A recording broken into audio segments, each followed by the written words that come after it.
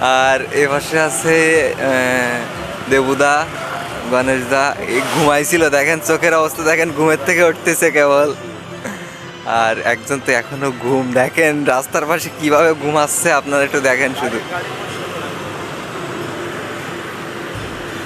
সে কিন্তু গভীর ঘুমে,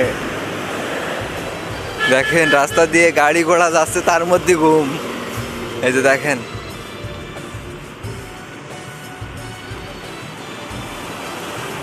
কিধর কিধর